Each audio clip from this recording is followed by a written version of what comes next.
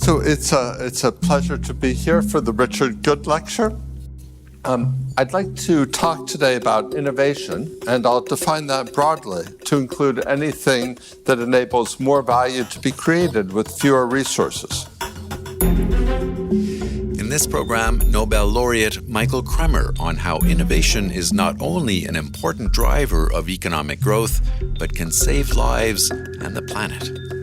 Historically, innovation has also enabled tremendous advances in human health, and I'll argue that technological change may be key to environmental sustainability.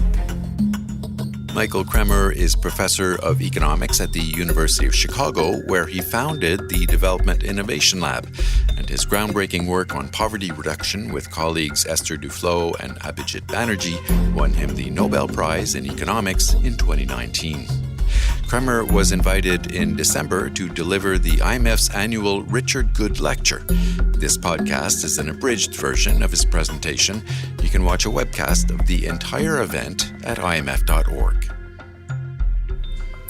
So in today's talk, what I'd like to do is first discuss some cases, drawing on economic theory, in which commercial incentives for innovation are much less than social needs. And that's going to result in underinvestment, particularly in some types of innovation, and potentially create a role for public investment. I'll then move to apply that framework to think about innovation to address some global challenges.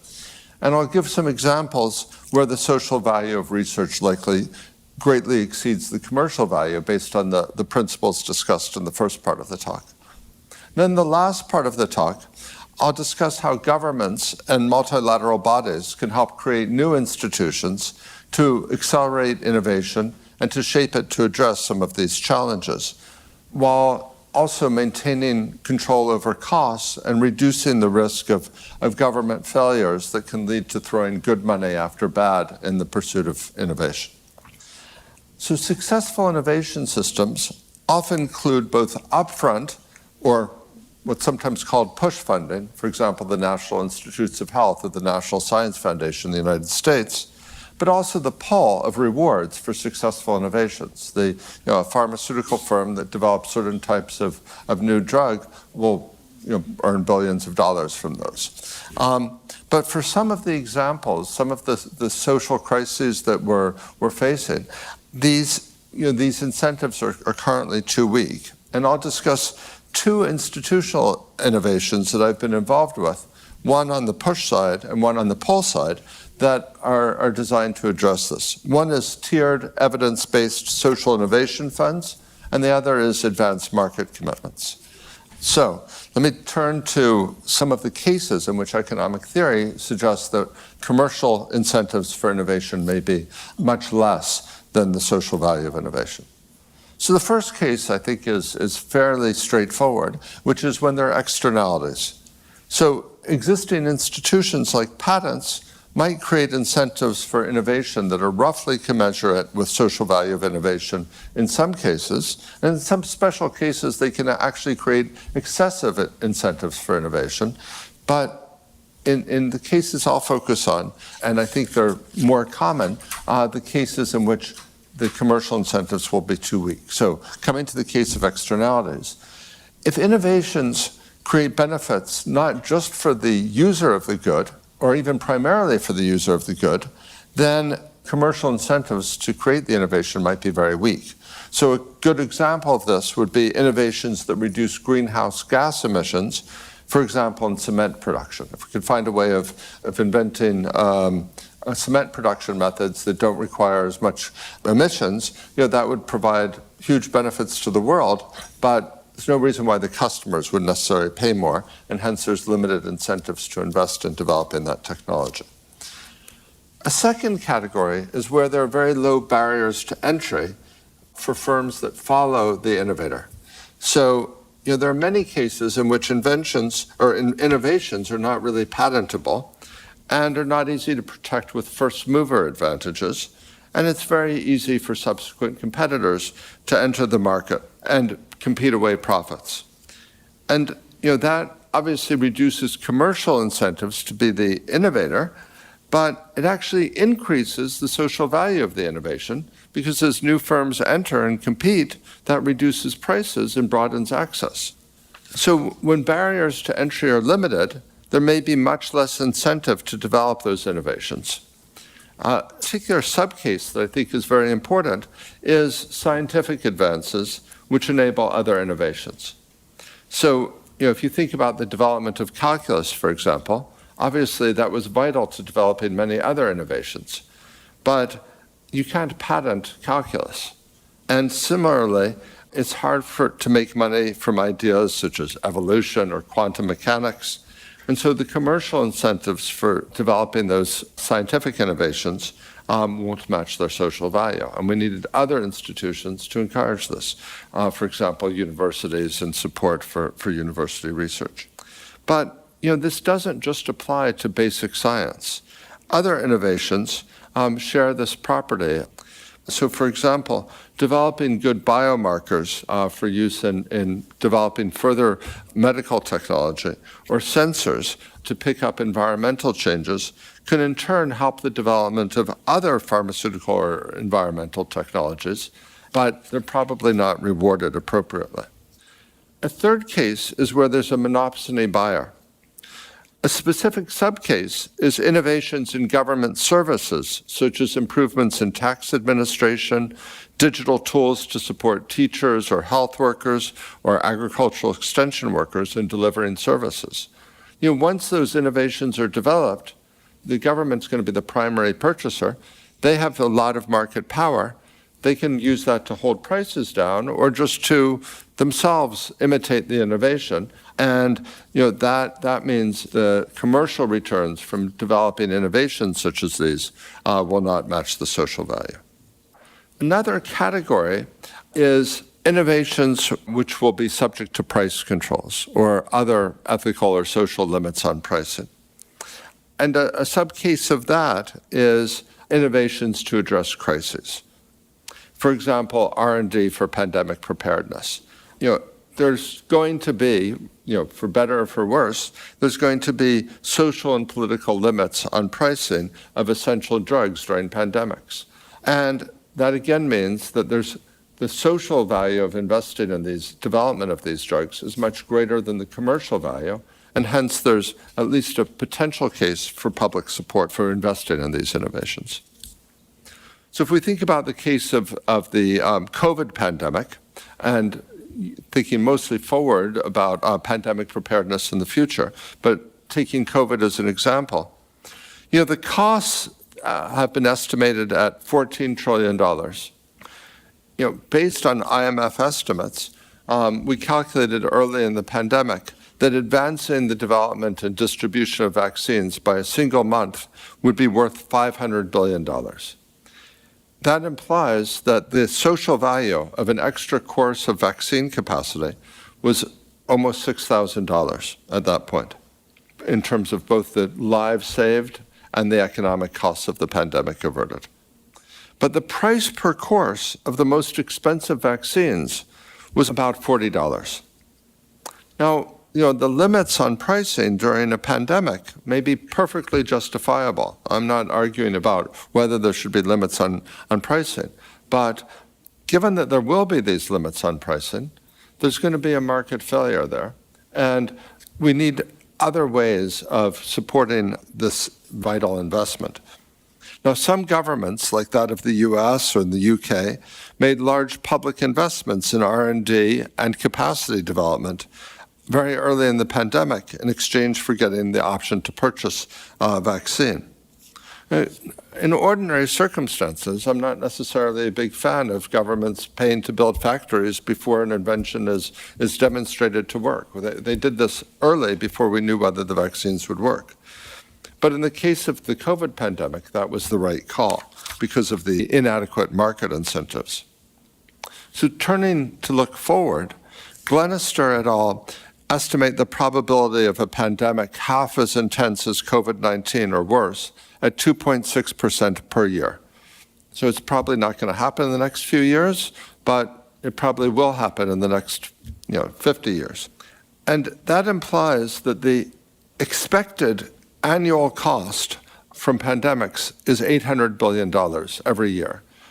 So shocks of that, if we actually get another one of these shocks, they have huge macroeconomic consequences. COVID-19 led to, in 2020, global government debt increased by 13 percentage points of GDP. And, these types of crises threaten financial stability and debt crises and default. And they also threaten political instability. They're also a threat to the global trading system.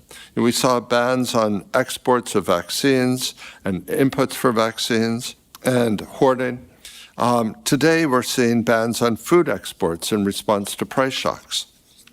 So even a small chance of avoiding these immense costs and these systemic risks justifies a fair amount of expenditure on investment. My collaborator, Alex Tabarrok, called this the world's easiest cost-benefit calculation. Investing in scientific R&D, for example, in developing a universal vaccine against coronaviruses, or other approaches like improved ventilation and filtration systems that can prevent aerosol transmission, or UV lighting that can kill germs, and social innovations such as new ways of increasing vaccine take-up. That could take billions of dollars. We normally think carefully before spending billions of dollars, and that's appropriate.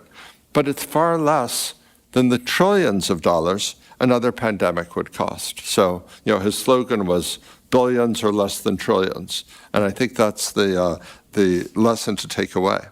So I think that creates a potential role for public investment. Let me turn to the case of climate change. As with pandemics, the estimated cost of climate change is the numbers are hard to comprehend. One estimate suggests that a scenario with 2 degrees of warming would cost $61 trillion. And the tail risks are many, many times higher than that. So I think we need to invest both in innovations for mitigation and innovations for adaptation. And we've seen the potential of innovation, just as we have with vaccines in the case of climate. The price of solar energy has fallen by around 90% between 2009 and 2019. The price of lithium-ion battery storage declined by 97% since 1990. But we also need investments in other mitigation technologies, ranging from advanced geothermal energy to improved manufacturing processes for steel, to direct air capture, to feed additives that could substantially reduce methane emissions from livestock. Not all of these are going to work, but it's worth taking some risks and an investment. And in fact, we should think of them as providing insurance rather than as risks.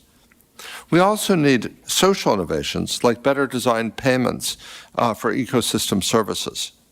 Recent studies suggest paying farmers to take actions to protect ecosystems, whether it's maintaining trees and planting and maintaining trees or reducing stubble burning, can benefit the environment, increase incomes, and improve food security, and may be a very, very cost-effective means, if designed properly, of addressing global warming.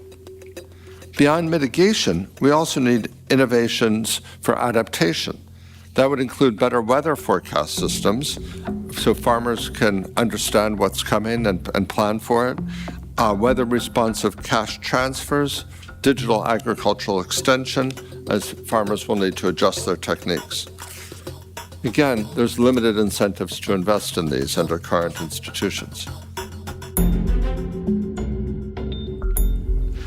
I've focused on market failures so far, but we also need to recognize the importance of government failures.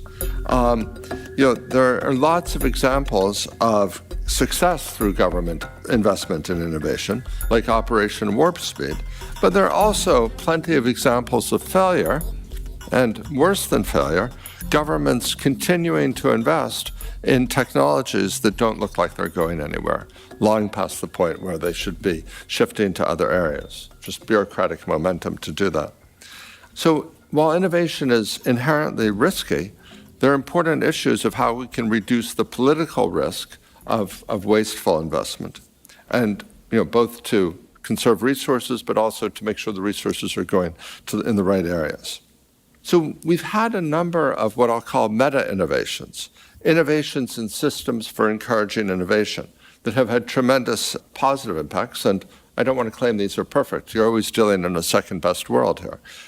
So there's some negative side effects as well.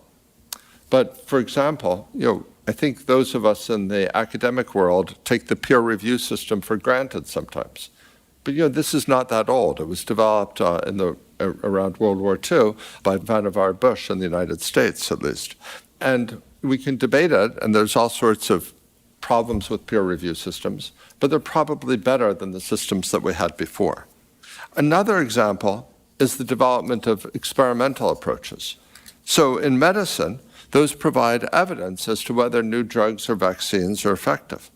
And again, the FDA in the US is constantly refining its methods for using those randomized trials, but the basic system is a very useful one.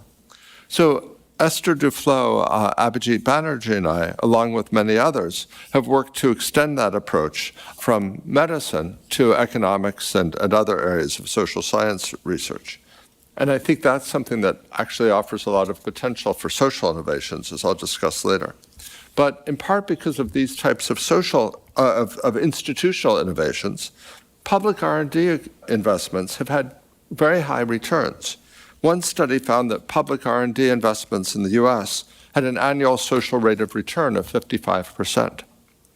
So let me discuss two particular approaches to creating new institutions for innovation that I've been involved with, that are both designed to discipline efforts to invest in innovation to avoid unnecessary risk of waste. Some is, innovation is risky, investment is risky. So let me discuss first one that is designed to encourage investment in social innovations. I focused a lot on technological innovations, but social innovations can also be very important. But discipline that effort by accompanying social innovation with rigorous testing, typically using RCTs. So, there are multiple examples of this. Chile's Office of Experimental Policy identifies and rigorously tests ideas developed by units within the Chilean government. Behavioral insight units, which are started in the UK but have now been adopted in many countries, look for opportunities to apply insights from behavioral economics to improve the functioning of government. But focusing on open, tiered, evidence-based social innovation funds. So one example of this is Development Innovation Ventures in the United States, which I helped set up and where I serve as scientific director, so I should disclose that. Another recently established example is France's Fund for Innovation and Development, led by Esther Duflo. Okay, now there's lots of evidence, which I cited earlier, on high returns to scientific R&D.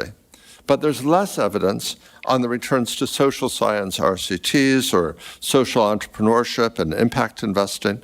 There are plenty of anecdotes of success, but there are also plenty of anecdotes of failure. DIV was founded about a bit over 10 years ago. So we took a look at the portfolio from our early investments to see it takes time for innovations to come to fruition. But we thought it was worth taking a look and seeing what the impact is. And some innovations take many decades. So there's tiered funding. There's applications for pilot funding. That's initially that was under $100,000. I guess a number so small it doesn't deserve mention in this room. There's funding for rigorous testing, and again, when we started out, that was up to $1 million. And then for the rigorous testing is typically, but not always, with randomized controlled trials. And part of the idea of this design is that small amounts of money can be available to take on some risky investments. But then before larger amounts of money are committed, there has to be evidence of impact and cost effectiveness. So for the larger funding is for transitioning to scale is only available after that test has been met. So this chart shows the first 43 awards that we made over our first 2.5 years. And it shows the number of people reached.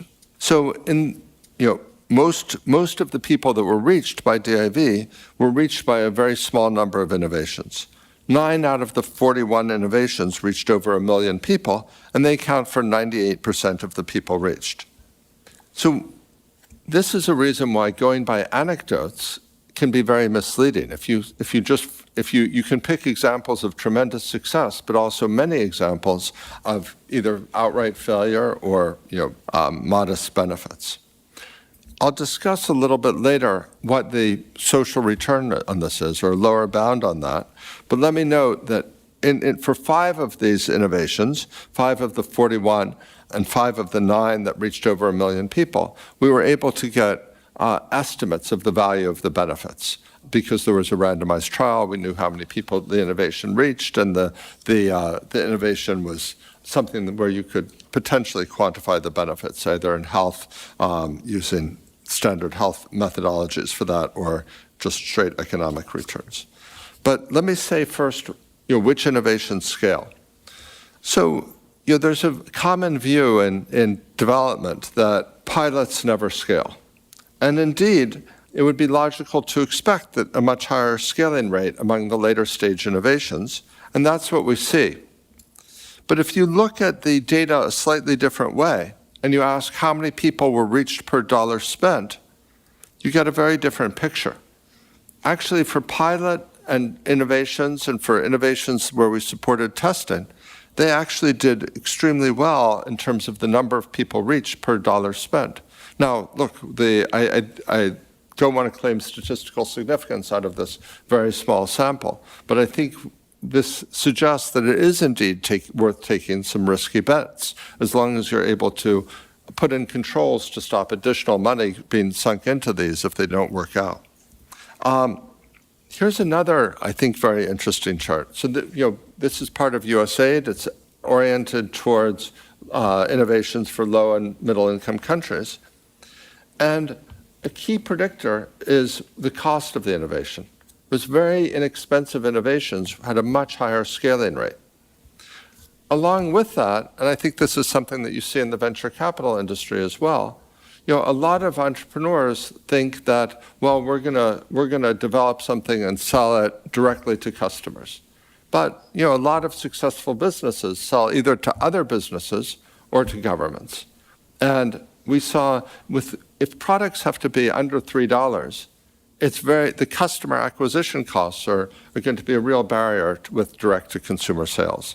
So there was a much higher scaling rate among innovations designed to be sold to businesses and governments. And then finally, there's often a view that doing a lot of testing and formal testing is expensive, it takes time, people want results quickly, and bringing in researchers to be involved in formal randomized trials is sort of the enemy of rapid innovation and flexible innovation. We actually saw, when we looked at our data, that these are correlations and not causal evidence, but there was actually a much higher rate of scaling among innovations which involved RCTs or involved development economics researchers. Now, those two things are very collinear, so it's not possible to separate out the effects. But there could be multiple reasons for that. Maybe innovators who really believe in their ideas are more willing to have them tested. But I think that one possible reason, in many fields of inquiry, it's very common for researchers to then get involved in innovation. Nobody thinks it's odd that graduate students in computer science would go on to form a firm in the ICT world, or that researchers in biochemistry might go found a biotech company. I think economists have typically seen their role as just analyzing data or doing theory, not as developing innovations. And I think those are very important roles for economics. I don't get me wrong. But I think there's now some areas within economics, both economic theory, where people are involved in problems like auction design or matching problems, and development economics, where economists have engaged on concrete problems and turned their skills to develop and scale innovations, or develop the innovations and test them and maybe help facilitate the scaling rather than understand them abstractly. So I think this is some evidence, very imperfect, that we may be that approach may be successful as well. Okay, so I've talked about the rate of scaling, but what we really care about is this a good investment? So let me show you some data. And if you think back to that earlier graph, we supported 41 innovations. We were able to quantify benefits for 5 of them. So for those, if we set those benefits against the cost, here's what we find. And we tried to use very conservative approaches in multiple ways. The total cost of our portfolio during this period was $16 million. The benefit cost ratio we found, and we're just taking the data up through 2019, was 17 to 1. Now that raises a puzzle for economists. Why these positive social returns when, government funder is subject to all sorts of bureaucracy and inevitably, and doesn't that, how can that happen? Well, I think the hypothesis, if you think back to the first part of the talk, there are some areas where commercial incentives are weak and commercial investors leave arbitrage opportunities for socially motivated investors, and those are areas where there's low ex-ante expected private returns. So, the cases I discussed before, low barriers to entry, if the potential customer for the innovation is the government, if the customer doesn't obtain the full value of the product. And, many of the cases that were successful fall into that area. So you can think about, different types of innovation. Some would have high private return and very high social value. Cell phones, for example. Those might be areas the private sector is going to pursue on its own. And it's not clear that it really makes sense for the government to go after those areas. There are areas that are socially bad and maybe commercially profitable. Cigarettes, maybe the government wants to stay out of those areas. There's obviously a huge area in the bottom left quadrant of ideas that social entrepreneurs that are fads that people will sell that are not privately profitable or socially valuable. But I think there's some innovations that could be commercially sustainable if they succeed, but they're not sufficiently profitable that it's worth the ex-ante investment. That's one area where governments can invest or support investment. And the other is there are a bunch of innovations that may not be commercially sustainable ever, like technologies to reduce election fraud that governments are going to have to implement. But those things also warrant government investment. There are also implications for the design of social innovation funds. And there's often a feeling that we should try to imitate venture capital. And I think there are a lot of analogies with venture capital and cases for governments to pursue those methods. But I think there are also some important differences, and there are design features that may generate social value in excess of private value. So these types of institutions, open tiered social innovation funds, they've been used by the US, by France. There's related things in Chile and Tamil Nadu. But I think there's a lot of scope for governments to set these up to address the problems they're facing, or for, in the case of whether it's environment problems or pandemics, for governments and philanthropists to establish things focused on those challenges. But those can provide upfront funding, but it's also very useful to have the pull of a reward for successful technology. And the traditional approach to this is intellectual property systems to reward innovations with monopoly rights. So if you develop an innovation, you get a temporary monopoly. But of course, the cost of that is it limits access. And that's obviously generated considerable controversy. There's constant debates and tinkering with patent laws and intellectual property rights. And that inherently involves a trade-off between dynamic incentives for dynamic considerations. We want to encourage innovation. But on the other hand, there's static losses from monopoly. And that sounds very bloodless, but if you think about a new HIV drug, high prices, the cost of that may be very high for the world. So one approach that I've been involved in developing is advance market commitments. And those have the potential to simultaneously incentivize R&D and improve access.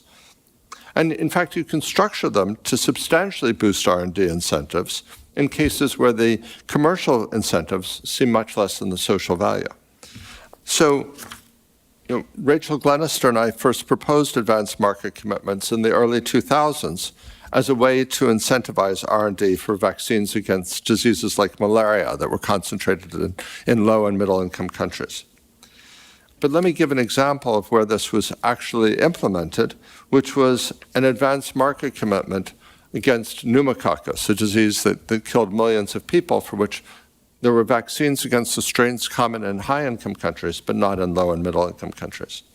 A group of donors came together and made a $1.5 billion commitment, and again, just over 10 years ago, that if a vaccine were developed that was effective against those strains, and if countries were willing to buy it, they would top up the price by $3.50 per dose in exchange for a commitment by the companies to limit pricing in the long run and to hold down pricing. This is voluntary for the companies, so their incentives can only be increased by this. And the idea is this replaces a small quantity of sales at a relatively high price with a large quantity of sales at a lower price, but in a way that can increase revenue. And it does address access as well, because a large number of doses are purchased. So in this particular case, what happened was 3 firms developed vaccines against the strains common in developing countries. They've now reached hundreds of millions of people and saved an estimated 700,000 lives. So I think, with any of these innovations, you're not going to get it right the first time or probably ever. There'll be constant, there's a need for improvements in the design. But I think this shows that these types of advanced market commitments have the potential to both to accelerate innovation and to expand access. And this approach, because the risk falls on the product developer, the government's only going to buy this product if it meets these technical criteria, then that limits some of the political risk of governments just invested in something that actually has no technological hope of going forward. And I think this approach can be used not just for pharmaceuticals and vaccines, but can be applied to other challenges like climate change. And in fact, there's some ongoing efforts to arrange advanced market commitments for direct air capture. So to summarize, innovation has very high rates of return. It can be about much more than supporting economic growth. It can address a range of human health and environmental needs. But for innovation to support those needs, we need appropriate social institutions to incentivize the innovation and ensure it reaches the people who need it. There are a lot of great things about our existing system of government support for innovation and intellectual property rights to encourage the private sector, but they leave some very important gaps. And I've offered 2 types of institutions that we now have some practical experience with and that seem to deliver very high returns, or at least have the potential for that.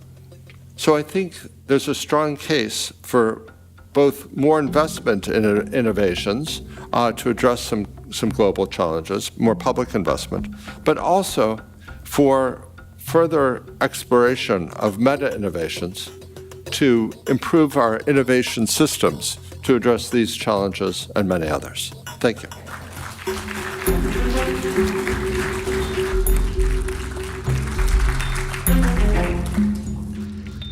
That was Michael Kremer delivering the 2022 Richard Goode Lecture. You'll find a webcast of the entire event at imf.org. Kremer is professor of economics at the University of Chicago and director of the Development Innovation Lab. He was awarded the Nobel Prize in Economics in 2019 for his work on experimental approaches to alleviating global poverty. There are hundreds of other IMF podcasts featuring some of the most influential economists out there. Check them out wherever you get your podcasts. I'm Bruce Edwards. Thanks for listening.